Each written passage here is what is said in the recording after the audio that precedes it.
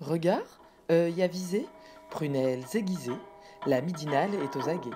Par Pierre Jacquemin et Pablo Pillo-Vivien, tous les jours à 12h30. Bonjour Youssef Brakni. Bonjour. Merci d'avoir accepté notre invitation. Vous êtes membre du collectif Vérité pour Adama, très impliqué aussi dans les associations de quartier, les associations au niveau local, à Bagnolet, en Seine-Saint-Denis. Aux élections européennes, la participation des quartiers populaires a été relativement faible. Pire, même dans certaines collectivités, on a vu l'extrême droite progresser. Selon vous, Marine Le Pen séduit les quartiers populaires aujourd'hui ? Non, pas du tout. Elle séduit pas du tout les quartiers populaires. Effectivement, les quartiers populaires, ils votent pas. Ils n'ont pas voté beaucoup, mais c'est compréhensible.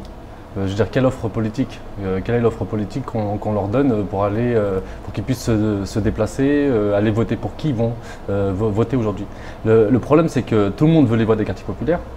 Tout le monde veut draguer les quartiers populaires, mais sans faire d'offre politique. C'est-à-dire qu'en fait, tous les autres groupes sociaux dans la société, on a un discours en leur direction. Par exemple, les classes moyennes, on va parler d'écologie, on va essayer de les séduire. Mais les quartiers populaires, quels sont les arguments? Qui représente aujourd'hui du coup alors les quartiers populaires? Les quartiers populaires, personne ne les représente. Il n'y a pas de porte-parole, il n'y a pas de représentant autoproclamé des quartiers populaires. Moi, quand j'interviens, souvent je dis, voilà, je ne suis pas un porte-parole, je ne parle pas au nom des quartiers populaires, mais j'ai une parole qui émane des quartiers populaires. C'est ça aujourd'hui. Donc moi, j'aimerais bien qu'on se comporte avec les quartiers populaires comme on se comporte avec d'autres groupes sociaux. Par exemple, qu'est-ce qu'on fait par exemple sur la question de l'islamophobie, du racisme, de la négrophobie, de la question de la gentrification, etc. etc. Or aujourd'hui, on se contente juste de faire quelques petites phrases comme ça sur le côté pour essayer de les séduire, mais pire, c'est-à-dire que parfois même certains groupes, notamment je pense à des mouvements de gauche, peuvent avoir même eux-mêmes un discours raciste. Et en plus, après, on espère derrière aller les voir et on va demander leur voix. Par exemple, sur la question des sorties scolaires, quand on a vu cet amendement des sénateurs Les Républicains proposer que des femmes soient interdites par rapport à leurs habits de sortie scolaire, mais il n'y a pas eu beaucoup de réactions. Y compris à gauche. Des abstentions d'ailleurs à gauche. Marine Le Pen s'est abstenue. Exactement. Et donc comment après on peut aller voir ces mêmes femmes voilées et leur demander de voter pour eux? C'est pas possible. C'est-à-dire qu'on veut bien de votre voix, mais par contre, on ne se bat pas pour votre dignité. Ça veut dire que pour vous, il y a un impensé à gauche, notamment sur la question des quartiers populaires, ou alors est-ce qu'il y a une frilosité justement d'aborder les questions de front, et on sait que ces questions-là clivent à gauche, notamment sur les questions de laïcité. On voit bien qu'au sein de la gauche, il y a un véritable débat. C'est pour ça qu'aujourd'hui, la gauche a déserté les quartiers populaires, selon vous? Oui, alors il y a plusieurs raisons qui l'expliquent, mais c'est clair qu'aujourd'hui, la gauche, notamment la France Insoumise, qui est le parti le plus en vogue, qui est le plus sur le devant de la scène, on y reviendra, je pense qu'ils sont paralysés. Ils sont vraiment littéralement paralysés sur cette question des quartiers populaires et cette question de la laïcité, et cette question du rapport qu'ils doivent avoir aux populations, notamment musulmanes. C'est-à-dire qu'en fait, aujourd'hui, tout l'espace médiatique, tout le discours politique est clairement raciste aujourd'hui. C'est-à-dire qu'en fait, la parole qui prédomine quand on parle des musulmans, on le voit à chaque fois, c'est l'islamophobie. La dernière en date, c'est le hijab running de Decathlon, où on a vu quand même, par exemple, le président du Sénat, qui était au Salon de l'Agriculture, faire un live sur BFM TV, en direct, il y avait des vaches derrière lui, pour donner son avis sur le hijab running. Aujourd'hui, c'est complètement majoritaire, c'est ce qui est dominant. Donc en fait, il y a toujours cette peur, comme il court par ailleurs derrière l'électorat du Front National, parce qu'aujourd'hui, tout le monde court après l'électorat du Front National, du coup, il y a une paralysie.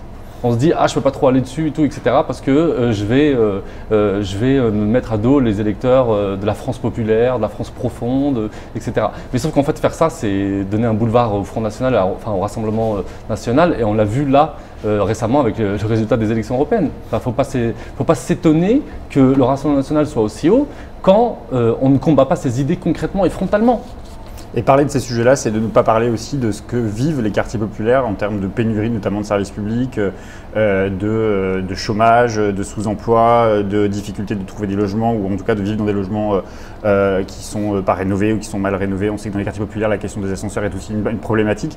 Ces questions-là aussi ont été désertées. On voit au même moment se déroule une grande mobilisation, celle des Gilets jaunes. Vous direz, il y a deux poids deux mesures. La gauche s'est saisie des Gilets jaunes, mais c'est dessaisie des quartiers populaires, ou est-ce que c'est le même combat et vous militez justement pour qu'il y ait une unité légitimité de ces combats-là? Oui, alors par exemple sur la question des ascenseurs, ça c'est une lutte qu'on a menée ici à Bagnolet. On a eu pendant 3 ans des pannes sur des tours de 18 étages. Donc je ne sais pas si vous imaginez, pendant 3 ans, par intermittence, des ascenseurs qui ne marchaient pas. Donc ça c'est des luttes qu'on mène, c'est des luttes qu'on mène de front, mais aussi la question de la gentrification, etc. Mais c'était intéressant parce que quand les Gilets jaunes ont surgi, tout de suite, il y a eu une course, que ce soit à l'extrême droite, à la gauche, etc., pour essayer de s'emparer de ce mouvement, de le récupérer, etc. Alors que par ailleurs, quand il y a des luttes dans les quartiers populaires, parfois on peut soutenir, mais un peu de loin. Il ne faut pas trop s'afficher, il ne faut pas trop montrer qu'en gros, on va défendre des Noirs et des Arabes. Aujourd'hui, on en est là. La violence policière, on le découvre aujourd'hui avec les Gilets jaunes, alors que dans les quartiers populaires, c'est quasiment un quotidien. Et bien sûr, la question des violences policières, les questions, mais en réalité, toutes les questions, si on les avait traitées en amont du point de vue des quartiers populaires, elles seraient déjà réglées. La question de la police, c'est le meilleur exemple. Si on avait pris le problème à la racine, si on avait été directement se mobiliser et en faire une question centrale, et en faire une question de gauche, quand il y a des morts dans les quartiers populaires, on n'en serait pas là aujourd'hui. Vous savez, Assa Traoré, elle avait dit une phrase très juste dans un débat avec François Ruffin. Elle avait dit que si la question des violences policières avait été centrale dans les mouvements de gauche, son frère, sûrement qu'il ne serait pas mort aujourd'hui. Et j'ai envie de dire à tous les gilets jaunes, à tous les éborgnés, à tous ceux qui ont eu les mains arrachées, etc., il faut se mobiliser en amont. Il faut se mobiliser, il faut prendre le problème à la racine. Tant qu'on ne réglera pas la question de la police à la racine, tant qu'on n'ira pas la prendre là où elle est expérimentée, là où la police peut, comment dirais-je, pour moi, je suis un peu contre le fait de dire que les quartiers populaires sont un laboratoire. Je pense que la police est liée pour contenir avant tout un danger pour l'ordre social, un danger pour les dominants. Mais tant qu'on n'aura pas réglé ça en amont, ça va continuer à perdurer. Et on a vu la puissance de la police là, dans le cadre du mouvement des Gilets jaunes. Ils ont carrément réussi à obtenir même des augmentations de salaire sur le dos de la répression. Ça va montrer la puissance qu'a aujourd'hui la police. Et on a vu au début les discours de certains de gauche qui disaient vous dans les quartiers populaires ça va pas, tous les policiers ne sont pas mauvais, etc. Sauf que la question elle se posait pas comme ça. Et on disait déjà à l'époque, la question c'est que la police c'est un système. La police, c'est un système, elle est au service d'un certain ordre social. Et la question des Gilets jaunes l'a parfaitement montré, puisqu'on le sait qu'aujourd'hui, la répression a un impact considérable sur la mobilisation. On le sait qu'elle a largement baissé, parce qu'à un moment donné, quand vous risquez de perdre un œil, quand vous risquez d'avoir une main arrachée, vous y retournez plus. Ça a un sens pour vous, la gauche, le mot gauche? Pour moi, ça a un sens. Pour moi, je me revendique de gauche. Pour moi, il ne faut pas abandonner ce terme, contrairement à ce que certains disent à la France Insoumise, notamment comme Alexis Corbière ou Raquel Garrido. Je pense que c'est une catastrophe de dire ça. Pour nous, je pense qu'aujourd'hui, notamment ce qu'on fait avec le Comité Adama ou ce que d'autres font dans les quartiers populaires, on est en train de réinventer la gauche. On est en train de réinventer ce concept politique. Parce que pour moi, c'est un outil en fait. Vous l'avez même dit dans une interview à Reporter, c'est vous la vraie gauche. Oui, bien sûr. Aujourd'hui, c'est nous la vraie gauche. On avait fait un débat avec Édouard Louis sur quartier populaire et monde rural. On a interrogé ces notions, parce que c'est des notions interrogées aussi, où en gros, on a dit exactement, c'est qu'aujourd'hui, on est en train de le montrer, en plus de le démontrer par les mobilisations aujourd'hui dans les quartiers populaires et ailleurs, que la vraie gauche, elle est là aujourd'hui. Elle est là. Et ça ne se fait pas avec les grands partis traditionnels, mais c'est en train de se faire en repartant de la base, en repartant des luttes. Ça veut dire que la stratégie populiste, par exemple, comme le propose la France Insoumise, pour reconquérir un électorat populaire ou pour reconquérir le peuple, comme il le souhaite, c'est pas la bonne stratégie? Alors, c'est pas tout le monde. Alors, c'est pas tout le monde dans la France Insoumise. Il y a différents courants quand même sur les interprétations qu'on peut avoir du populisme. Tout le monde n'est pas d'accord. Par exemple, ce qu'a dit Jean-Luc Mélenchon, son interview sur la fédération populaire, etc. Moi, je suis assez d'accord avec ça. En vrai, c'est ce qu'on fait déjà nous au niveau du terrain, parce qu'il dit qu'il faut repartir des luttes de ceux qui luttent dans les villes, etc. Il avait parlé de ça dans la perspective des municipales. Par contre, le populisme que propose aujourd'hui Alexis Corbière, par exemple, dans ce que j'ai pu voir dans les différentes interviews. Ça, non, pour moi, ça c'est une défaite en fait. C'est un aveu d'échec. En fait, clairement, c'est la victoire de la droite, idéologique. C'est-à-dire qu'en fait, quand on se dit je suis ni de gauche ni de droite, pour moi, c'est-à-dire qu'on est de droite, clairement. C'est juste une manière de s'esquiver. Ça me fait rire parce qu'au début, nous, le Comité Adama, on a appelé tout de suite à rejoindre le mouvement des Gilets jaunes. J'avais participé à des AG de Gilets jaunes et il y avait des gens comme ça qui disaient non, il ne faut pas parler de gauche, il faut parler de droite, on n'est ni l'un ni l'autre, nous on est le peuple, etc. Et quand on a commencé un peu à s'intéresser au profil de certaines de ces personnes, en fait, c'était des militants d'extrême droite. En fait. On peut comprendre la critique quand même de se revendiquer de gauche. Pour beaucoup de la jeune génération, c'est appartenir à une idéologie qui a été celle de François Hollande qui a trahi la gauche. Bien sûr. Non, mais ça, il faut critiquer la gauche, notamment la gauche de pouvoir. Mais pour moi, en fait, le problème de ces mouvements-là, c'est qu'ils n'ont pas fait une politique de gauche. C'est pas parce qu'ils n'ont pas fait une politique de gauche qu'ils ont galvaudé le terme de gauche qu'il faut l'abandonner. Je veux dire, la gauche, ça a une histoire en France, mais y compris, moi je suis originaire d'Algérie, dans le combat anticolonial, il y a eu des figures de gauche qui ont eu une place importante. Je pense à Maurice Audin, par exemple, et c'était des gens qui se disaient de gauche, et c'est au nom de leurs valeurs de gauche qu'ils ont été même à l'encontre de certains grands partis traditionnels à l'époque et qui sont partis s'engager dans un combat pour la justice contre le colonialisme. Donc pour moi, c'est clairement la victoire idéologique de la droite, de se dire ni gauche ni droite. Ça ne marche pas. Et d'ailleurs, je ne comprends même pas d'où ça peut venir, de quelle enquête, etc. Puisque quand on regarde, vous avez fait un très bon article, vous deux, sur Regard, vous avez très bien expliqué que plus de 75% de l'électorat de Jean-Luc Mélenchon en 2017, ce sont des gens qui se disaient de gauche. En fait, c'est beaucoup de gens qui ont considéré Jean-Luc Mélenchon comme un vote utile à gauche. Et enfin, une espérance à gauche. Parce qu'il y a eu de l'espoir. Il n'y a pas pire que tuer l'espoir. C'est ce qu'a fait le Parti Socialiste pendant des années et des années. Et donc, quand on regarde les chiffres, quand on regarde les enquêtes, et qu'on voit que ceux qui ont voté Jean-Luc Mélenchon en 2017 se disaient de gauche, voire d'extrême gauche, et que de l'autre côté, on nous sort tout un discours en panique, là, aujourd'hui, dans tous les médias, pour dire « faut arrêter de dire qu'on est de gauche, faut arrêter de dire qu'on est de gauche », mais ça vient d'où, en fait? C'est bizarre. C'est comme si ces gens-là voulaient un autre électorat. Voilà, je me pose la question de savoir ce que veut aujourd'hui Alexis Corbière ou Raquel Garrido. Est-ce qu'on va chercher un autre électorat? Est-ce qu'on va chercher un autre électorat qui va peut-être être moins exigeant, qui va être plus regardant? Voilà, on sait que notamment l'électorat de gauche, voilà, il est plus regardant, il suit de très près, et c'est peut-être ce qui explique la dégringolade et le fait qu'il soit vite détourné, notamment aux élections européennes récemment, quoi. Comment on récupère, comment on retisse des liens justement, comment la gauche retisse des liens avec les quartiers populaires? Ça passe par vous, ça passe par les quartiers, ça passe par la nouvelle génération qui émerge dans les quartiers, c'est à eux de prendre le pouvoir aujourd'hui? Déjà, ça passe par le fait qu'aujourd'hui, clairement, il faut respecter, ça je le dis clairement, il faut respecter les militants, les luttes qui sont issues de la base, qui sont issues des quartiers populaires. Nous, quand on a fait, l'année dernière, on a fait une opération qui s'appelait le braquage du cortège de tête de la marée populaire. Donc une grande marée populaire avec toute la gauche. À un moment donné, on s'est dit, on va arrêter de demander à la gauche, de mendier, etc. Une petite phrase sur les violences policières, parce que c'est une question de vie et de mort, en fait. Il y a des gens qui meurent aujourd'hui dans les quartiers populaires, du fait de la police. Donc à un moment donné, on s'est dit, l'urgence est là. On se bat pour nos vies, en fait. On se bat concrètement pour des vies, pour sauver des vies. On a pris le contrôle de la marée populaire. Mais on l'a fait, nous, les quartiers populaires, enfin avec d'autres mouvements des quartiers, d'autres familles de victimes, en association, en lien, en alliance avec les luttes dans le mouvement social. Les soignants, les cheminots, etc. C'est ça en fait aujourd'hui. C'est ça qu'on essaie de construire. C'est ça la ligne qu'il faut tenir. C'est sûrement pas en partant sur un débat où on va aller chercher les fachos mais pas fâchés, les fâchés mais pas fachos. Ouais, c'est pareil pour moi. À l'extrême droite. Ça n'a aucun sens. Regardez ce qui se passe dans le pays. Il y a des luttes partout. Regardez les urgentistes. Il y en a partout. Soyez à la hauteur. Soyez à la hauteur. Et le truc, c'est de ne pas d'essayer de parler à leur place, de ne pas récupérer leur lutte. C'est juste de s'en faire parfois, quand c'est nécessaire, notamment à l'Assemblée nationale, les porte-voix, pourquoi pas. Mais en tout cas, c'est de les respecter. C'est de respecter leurs paroles. Il n'y a, pas de porte-voix des quartiers populaires à l'Assemblée? Non, clairement pas. Aujourd'hui, clairement pas. Aujourd'hui, nous, la question des violences policières, c'est nous qui l'avons imposée. C'est tout le travail qu'on a fait pendant 2 ans pour imposer cette question. Moi, j'avais été invité à l'université d'été de la France Insoumise, à l'université d'été des Verts.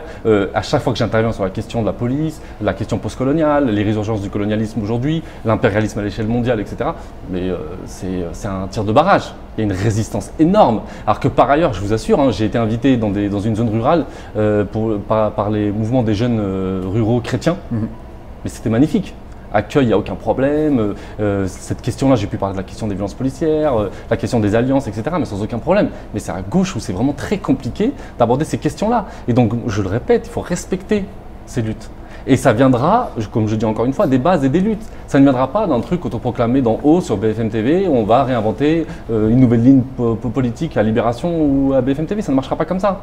Et c'est ce qui va. Et moi, je pense que le mouvement des Gilets jaunes, bah, c'est ça en fait qu'ils ont voulu dire. On a abandonné ces classes populaires ou ces classes moyennes inférieures, proches du déclassement, en tout cas de la peur d'être déclassées. On les a abandonnées et du coup, ils ont surgi dans l'espace politique. Et nous, on s'est reconnus en eux.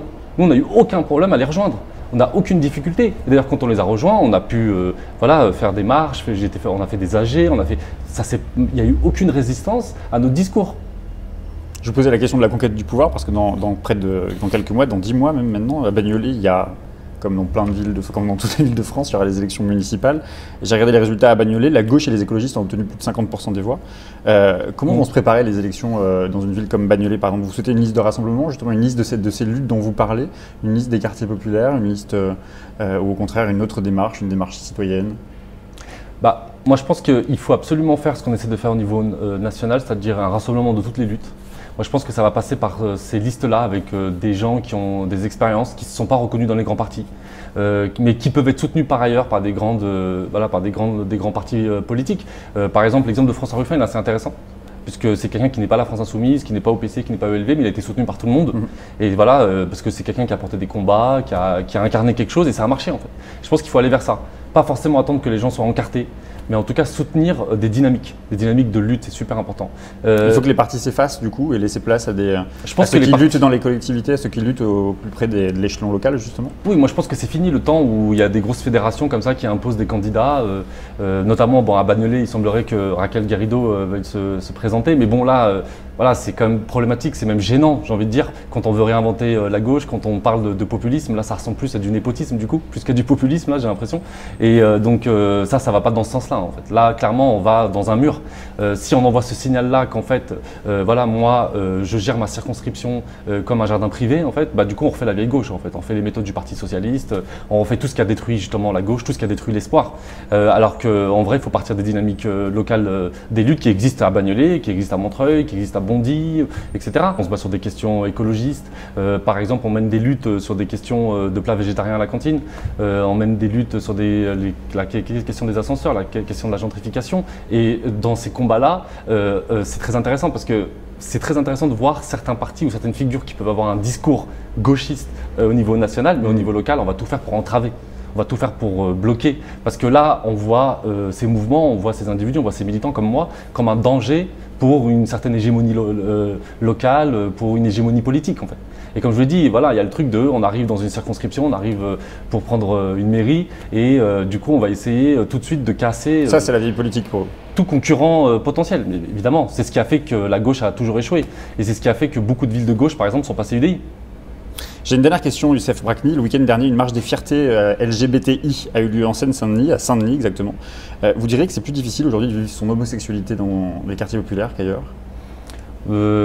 Sur ce mouvement, ça a été lancé par Saint-Denis Fier Ma Ville, je ne me souviens plus exactement du nom de l'association. Donc il y a un militant avec qui je milite, avec qui je partage beaucoup, c'est Majid Messaouden qui est à l'initiative.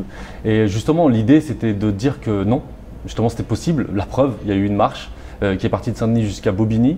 Il n'y a pas eu d'agression, il n'y a pas eu de cris, il n'y a pas eu de remarques, il n'y a rien eu, bien au contraire, c'était au cœur des quartiers populaires. Ça, c'est un discours raciste en fait qui consiste à dire que les quartiers populaires seraient plus dangereux pour les femmes, seraient plus dangereux pour les personnes LGBT, etc.